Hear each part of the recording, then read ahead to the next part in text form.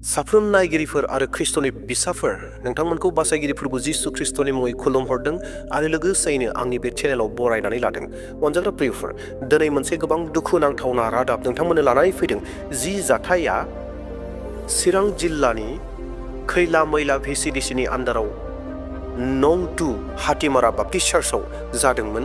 बे जाथाया जाहैबाय 11/12/24 डेट मिन्स थांनाय बुधबारनि मोनाबिलियाव जानाय बे डिसेम्बर दाननि बाथ्रा रिसेन्ट जानानै थांनाय मोनसे रादाब लानानै फैदों। जि रादाबा साफ्रोमनि गोसोफोरखौ सिमावग्लुंजोब्बाय। अनजाग्रा प्रियफोर, गोबाङा हयथ' बे भिडिअखौ नुखाबाय आरो गोबाङा नुवाखैबो जानो हागौ। जायफोरा आंनि चेनेलखौ नायबाय थादों, गुबुननि चेनेलफोरखौ हयथ' थाङाखै, नायहैयाखै, हयथ' बिथांमोना नुवाखैबो जानो हागौ। दा बेयावखायनो जों साफ्रोमबो बर' ख्रिस्टियानफोरा जेन बेफोर बाथ्राफोरखौ मोन्थिनानै थायो, सांग्रां जानानै थानो हायो, बेनि थाखाय बे ओंथिखौ लानानै आङो बे भिडिअखौ नोंथांमोननो लानानै फैदों। आरो साफ्रोम नायगिरि नोंथांमोनखौ बे बाथ्राखौबो रोखा मोन्थिहोनो नागिरदों। बे भिडिअ क्लिपआ आंनियाव थोंजोङै सफैयाखै, नाथाय आङो भिडिअ नायबाय थानायाव हरखाबैनो मोनसे चेनेलखौ नुनो मोन्दों आरो बे जाहैबाय SK बड' ब्लग्स होननाय मोनसे चेनेल दङ। बिथाङा गोबां मोजां बेबायदिनो ब्लग्सफोरखौ लानानै फैयो, बेबायदिनो जाथायफोरखौ लानानै फैयो। बिथांनि बे भिडिअफोरखौ नायनानै आं जोबोर मोजां मोनबाय आरो बेखौ नायनायनि गेजेरजों आं सानबाय जे गुबुनफ्राबो बे बाथ्राखौ मोन्थिनानै लानांगौ। दा बेयावहाय आङो SK बड' ब्लग्सनिफ्राय बे भिडिअखौ लानानै फैनाय जादों। माबा मोनसे गाज्रि साननानै एबा गोरोन्थि मटिभजों नङा, जेन जों बयबो मोन्थियो। जानो हागौ SK बड' ब्लग्स चेनेलखौ गोबाङा नायाखै। दा बेयावहाय जायफोरा आंनिखौल' नायबाय थायो, दा बिथांमोना हयथ' बे बाथ्राखौ मोन्थियाखै। दा बेयावहाय बैसोर जेन बे बाथ्राफोरखौ मोन्थियो, जाथायफोरखौ मोन्थियो आरो जों जेन सांग्रां जानानै थानो हायो, बेनि थाखाय आङो बे भिडिअ क्लिपखौ बिथांनि चेनेलनिफ्राय लानानै फैबाय। बिथांखौबो बे भिडिअखौ लानानै फैनायनि थाखाय रोजा रोजा साबायखर जे साफ्रोमबो फोथायारिफोरा बे भिडिअखौ नुनो मोन्दों। दा जायफोरा दिनै आंनि भिडिअखौ नायगोन, नोंथांमोनाबो बेखौ नुगोन आरो बे भिडिअखौ शेयार खालामनानै होगोन। आरो लोगोसेयैनो नोंथांमोना जेरैहाय आंनि चेनेलखौ नायो, आंनि चेनेलाव आपल'ड जानाय इसोरनि बोसोनफोरखौ, रादाबफोरखौ नोंथांमोना नायो, नोंथांमोना बे SK ब्लग्सखौबो थांनानै नायहैनो हागोन आरो नायहैनांगौ। बिथाङाबो मोजां बेबायदिनो कन्टेन्टफोरखौ लानानै फैयो। दे अब्ला अनजाग्रा प्रियफोर, नोंथांमोननो बे सोमोनांथाव बाथ्राखौ, गोबां दुखुनि बाथ्राखौ लानानै फैदों। जि जाथाया चिरां जिल्लानि खैला मैला VCDCआव नं 2 हातिमारा बाप्टिस्ट चार्चआव जानानै थांबाय थांनाय 11/12/24 डेट मिन्स थांनाय बुधबाराव, डिसेम्बर दाननि बुधबाराव, जेरावहाय मानसिफोरहा ख्रिस्टमासनि गोबां रंजानाय जादों। बै रंजानाय बोथोराव, बे रंजानायनि समावनो गोबां दुखुनिबो रादाब जानानै थाबाय नं 2 हातिमारा बाप्टिस्ट चार्चआ। अनजाग्रा प्रियफोर, बे दुखुनांथावना रादाब एबा बाथ्रायानो जादों जि नं 2 हातिमारा बाप्टिस्ट चार्चनि जिथु खुलुमग्रा सिबिग्रा न' दङमोन, जायखौ जों गिर्जा न' होननानै बुङो।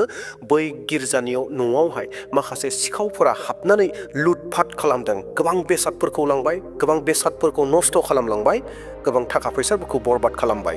दा बै जाथायखौ दिनै नोंथांमोननो दिन्थिना होनो नागिरदों। अनजाग्रा प्रियफोर, नोंथांमोना गावनो खुदनो भिडिअखौ नायदो आरो बिनिफ्राय नोंथांमोना गासै बाथ्राफोरखौ बुजिगोन, मोन्थिगोन आरो आं जोबनायाव फंनैसो बाथ्राखौ बुंनानै आंनि भिडिअखौ फोजोबहैगोन। देवला प्रियफोर, भिडिअ क्लिपखौ नायदो आरो बिनि उनाव जा सोलोंनांगौ नोंथांमोना सोलोंदो। आङो नाम्बार 2 हातिमारा बेप्टिस्ट चार्च गिर्जायाव दा बिनिफ्रायनो गोमादों आरो दा आङो बिथांमोननिफ्राय मिथिना लानि मा गोमादों। दा नैबेबायदि आरो ओरैहाय नै आं हाबलांनानै देखायनि माबायदि खावदों। आदा अबेजों हाबा? बोरै हाबदों? एसे आं देखायनि माबायदि हाबदों आरो। जायखिया नैबे खिरखिजोंहाय बे खिरखि हाबदों। बेखौहाय सिखावा हाबनाय जादों आरो। आदसा इयो रड गैयामोन ने आदा होनब्ला? रडबो गैया, रडबो गैया। जायखिया सिखिरिखौ एरखानानैहाय हाबदों। हाबनानैहाय बे गिर्जानि माखासे दामग्रा देग्राफोरखौहाय लानानै थाङो आरो। आं सिङाव हाबफैनि माबायदि जेनेबा इन्सट्रुमेन्ट्सफोरखौहाय लानानै थांदों होननानै मिथिदों। दा आङो नायनि। इजों हाबदों ने? ओमफ्राय बेखौबो एखावदों नामा? जेरै हाबनानै बेखौ जोंनायखौहाय माखासे बुस्थुफोर दंमोन नालाय, फैसाखौ बेखौ दोनाखैमोन, बिदिहाय साराखै थाखाखौहाय आरो बेखौ सुटिङावनो दोननाय जादोंमोन। दानमोन नामा? दानमोन, थांनाय स्कुलनि बे बोसोरनैनि। बे बोसोरनैनि सोरबा थाइसे थाइनै होनाय दान। गथ'फोरनि समावहाय लाबोयो होयो इसोरनो, बेखौ जमा दोननाय जादोंमोन आरो बाथौआव खालामनानै दंमोन आरो बेखौ लांनाय जादों। नैबे बेखौ एखावदों ने? बेखौ फासजों घन्टा थलाबो जानो हागौ, आथिङा नैबेहा बोखावखायनो हायाखैमोन, बेखौ जोंना खुलिनाय जाबाय आरो एसे लांदां। नैबे बे दबनायफ्रा मा? बियो साबलफोरजों हाथुराफोरजों देनायनि। आदसा नै बेबायदि आरोखि। बिदि एखावदों ने? आदसा ओमफ्राय ओरैहाय मा बुस्थु लांबावदों होनदों? अट'के दंमोन, ओमफ्राय मिक्सार दङ बेखौहाय लांनो गादा बे मोननै बुस्थुखौहाय मिक्सारखौ बेयाव दोननाय जायोमोन ओमफ्राय बेखौ लानानै थांबाय ओमफ्राय ओरैहाय अट'पेड दामग्रा बेयाव दोननाय जायोमोन स्टेनल'सो सिखाव लाना थांनानैहाय बे स्टेनाव थालांबाय आरो अट'पेडना जेनेबा मिनिमाम बेसेबांसोनि जागौमोन जेनेबा बियो 2.5 बोसोर जाबाय अट'पेडा बायनानै 62,000 नि अट'पेडमोन दा निसय खोनाबाय लोगोफोर बिराद दुखुनांथाव जोबोद दुखुनांथाव रंजानाय बोथोर साखाथियाव दिनै बेफोरबायदि लान्दा खान्दा खावनानै लांजोब्बाय नै बियो स्टेनल'सै अनलि दा बेवहाय 62,000 नि अट'पेड खावनानै लांबाय ओमफ्राय ओरैहाय मिक्सार 2.5 बोसोरनि सिगांनो होमब्ला दा मिनिमाम बियो गैयालाबो 70 नि बिराद दुखुनांथाव ओमफ्राय बेजों लोगोसे मा होनदों मिक्सार बेबो गैयालाबो 25,000 बारामोन बेखामोन बे 2.5 बोसोरनि सिगां बेबो बेखौबो जों बायनाय जादोंमोन मिक्सारखौबो 2.5 बोसोरनि सिगांनि दामाव बेयो 25,000 नि एसे बारामोन आरो आच्छा दा गैयालाबो 35 बिदिफोर आरोखि जोबोद दुखुनांथावनि खौरां दा नै बेफोरबायदि आरो ओमफ्राय आं माब्ला गोमादों माबायदि टाइमाव गोमादों आं बिथांमोननिफ्राय डिटेल्स मिथिना लाबावनोसै नायलांनो हागोन दायो आङो नाम्बार 2 हाथिमारा बेप्टिस्ट चार्च गिर्जानि गासैबो बेयावनो दंफैजोबसै नै दा आं बिथांमोननिफ्राय मिथिनानै लानि माबायदि टाइमाव गोमाया एबा मालानि समाव गोमाया जेनेबा बे गोमानायाथ' हरावनो जादों ओमफ्राय आं जेब्ला माइ सुनो होननानै गिर्जायावहाय फैयो ओमफ्राय बे गिर्जायावहाय जेन'बा गेटआबो मोजाङैनो दं ओमफ्राय दुवाराबो मोजाङैनो दं ओमफ्राय जेब्ला आं हाबनानै नायो अब्ला आङो नुबाय मुवाफ्रा जोङो आलाय सिलाय आरोखि ओरै गद्रेजआबो एखावनायनि ओमफ्राय ओरै खोरखियाबो देखावनायनि आरोखि एखावनायनि ओमफ्राय आं बेखौ नुनानै आलाय सिलाय बिदि एखाव एसेखौ नुनानै आंनि बोरायखौहाय आं गाबज्रिहरदों गाबख्रावहरदों दिनैहाय गिर्जाया मानो बिदि जाखो होननानै ओमफ्राय जेब्ला आं गाबज्रिहरनानै बेखौहाय लिंहरनानै बियो फैना नायफैयो बियो सानबाय बियो सिखावा बे मुवाफोरखौहाय लांजोब्बाय आरोखि जेराव बे फुलफेङावहाय जे फैसा दोनोमोन बेयावहाय सब समय आं नायखायो नालाय बेयावहाय फैसा दोनग्रा नालाय बिदि टिबुल मा खोबनो होननानै जेब्ला शुक्रबार बारायावहाय खोबो बे फुलफेङावहाय दोनो नालाय बेयावहायथ' फैसा दोनो नालाय ओमफ्राय दिनैहाय मानोथो बिदि जाजोबखो आलाय सिलाय होननानै हालांनानै आं जेन' फुलफेङाव नायो बेबो हाला ओमफ्राय बिदि हालांजोब्बाय नालाय ओमफ्राय दे फन हरनानै खिथाहरदो लिडारफोरनोहाय होननानै आं बोरायखौ बुङो आरो बेखिनियानो आं नुफैनाया 3टा जास्लाबाखैमोन जेन'बा 2:30फोरसोआवहाय नुफैसनदों आरो दिनैहाय बिदिब्ला घटनाया मोनायावसो जानानै थांदों ने मोनायाव जादों ओमफ्राय जेब्ला आं माइ सुनो होननानै गिर्जायाव होनांगौ नालाय माइ सुनो होननानै खाला लांफैयो बेयावसो नुसनदों आरो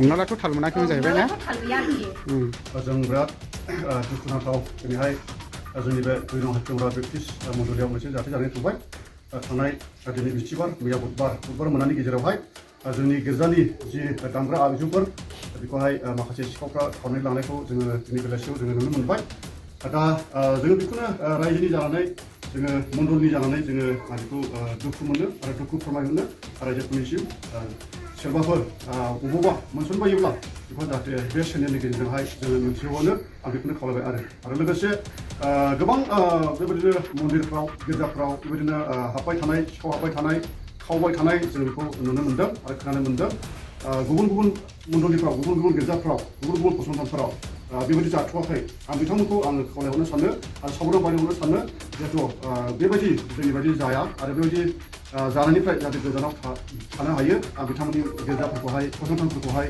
आङो खावलायो आरो जेन' साबधानै थायो आरो साबधानै बे दामग्रा आगजुफोरखौहाय दोनो आं बेखौनो गुबुन गुबुनफोरखौबो आङो खावलायनाय थायो आरो फंनैसो बुंनो सानबाय बे जोंनि 2 नं हाथिमारा बेप्टिस्ट मण्डलिनिफ्राय जि जोंनि दुखुनांथाव जाथावियानो जानानै थांबाय थांनाय मोनायावहाय मा समावहाय सिखावा खिरखिखौ खेवनानै हाबनानै गासै गिर्जा सिङावनि जोंनि दामग्रा देग्रा इसोरखौ बाख्नायग्रा सिबिग्रा आगजुफोरखौ दिनै हरावहाय रावबो मिथियाजासे खावनानै लांजोब्बाय मथा-मथि जा दङ बेखौ गासैखौबो खावनानै लांजोब्बाय दा बेनि गेजेरजों आं बेखौनो जोंनि मण्डलिनि जानानै खावलायनो सानदों माने बे दामग्रा देग्रा बुस्थुफोरखौ बबेबा साइडनाजों जुदि सोरबाफोर फानहैनाय मानसिफोर सोरनोबाफोर जासिनाय बेफोरबादि खबरखौ मोनोब्ला अननानै नैबे चेनेलनि गेजेरजोंहाय बेखौहाय मोनथिहोनो थाखाय जोङो मण्डलिनि जानानै गुरैयै खावलायहरदों जेन' माने खाथियाव सोरबाफोर जुदि खबर मोनोब्ला अननानै खोन्थानानै हरदो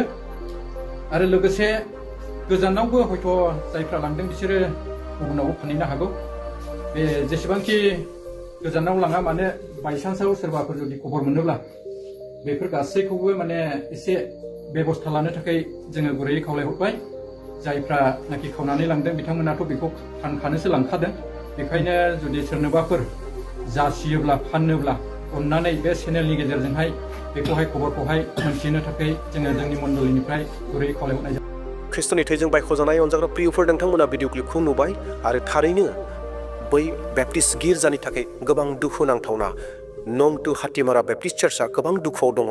बिथांमोननि जिथु दामनाय देनायफोर बिथांमोननि जिथु धोन सम्पतिफोर दङमोन बेफोर गासैखौबो दुथांफोरा गाज्रिफोरा सिखावफोरा लुथिनानै लाना थांबाय। जों बेखौ रोखा रोखायै गावनि मेगनजों नुनो मोन्दों आरो बिथांमोननि बिबुंथिखौ जों खोनादों। अनजाग्रा प्रियफोर बेखिनियावनो आङो फंनैसो बाथ्रा बुंनानै फोजोबनो नागिरदों। जाय गिर्जा न'आव जोङो थांनानै खुलुमनाय सिबिनायखौ खालामहैयो इसोरखौ जोङो खुलुमो। प्रियफोर जों गोबां समाव सानो जे जोंनि खुलुमनाय सिबिनाय न'आवहाय रावबो सिखाव खालामनाय नङा, गोबां सेफ रैखाथि गोनां मोनसे जायगा होननानै गोबांफोरा सानो आरो बेखौ साननानै गोबां बेसेन गोसा बेसाद मुवाफोरखौ जोङो बेयाव दोनो। आनखि माखासे गिर्जाफोर दङ गिर्जानि जिथु दानफोर दङ इसोरनि लागै होनाय जिथु दानफोर दङ बै दानफोरखौबो गिर्जा न'आवनो दोनो।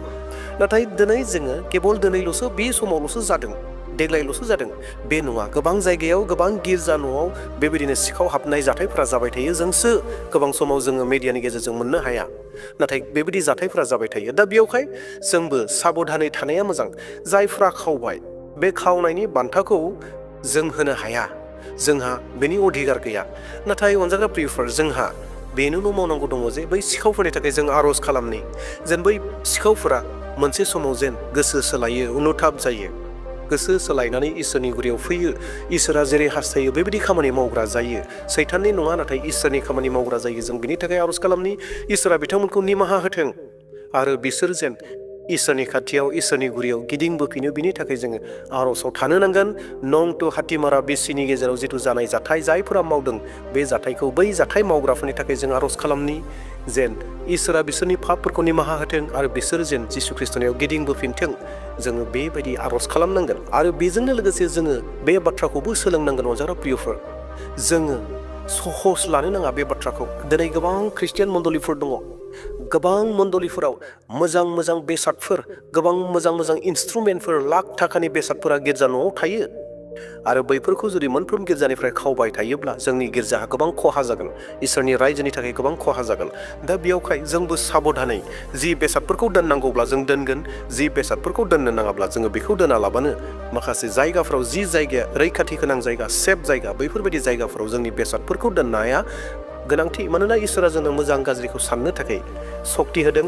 दा बेयावहाय बै मोजां गाज्रि साननो हानाय गोहो बोलोखौ लानानै जोङो जोंनि खामानिफोरखौ मावनाया गोनांथि। मानोना इसोरनि बोसोना बुंदों जे जोङो सालागाव ओरैबायदि सालाक जानांगौ, जिबौ बायदि सालाक जानो नांगौ, दद्र'आव दद्र' बेबायदि दद्र' जानांगौ, दाउथुब बायदि फारौ बायदि जोङो दद्र' जानो नांगोन। दा बेयावहाय अनजाग्रा प्रियफोर बोथोरा गाज्रि, मा गिर्जा न' मा मन्दिर मा मस्जिद जेरावबो गाज्रि मानसिफोरा सैताननि खामानिफ्रा सोलिगासिनो दङ। दा बेयावहाय जों सांग्रां जानि, साबधान जानि जेन फैबाय थानाय समफोराव जोंनि गिर्जा न'फोराव बेफोरबायदि जाथायफोरा जेन जाया, जों जेन सेफ जानानै थायो।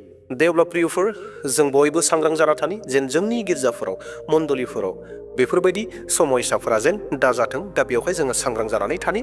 जिबायदि बेसादफोरखौ दोनोब्ला जोंहा खहा जागोन बेफोरबायदिखौ दोनालाबानो जों जेन जिबायदि खालामनांगौ बेफोरबायदिखौ खालामना लानाया गोनांथिथार। दे अब्ला प्रियफोर फैबाय थानाय समाव नोंथांमोननो लागै मोनसे मोजां भिडिअफोरखौ लानानै फैफिनबावसिगोन। दा दिनैनि थाखाय बेसेयाव दोनथ'नोसै। प्रेज द लर्ड हालेलुया जे मसीह होननानै आंनि भिडिअखौ बेसेयाव दोनथ'बाय। बाय बाय।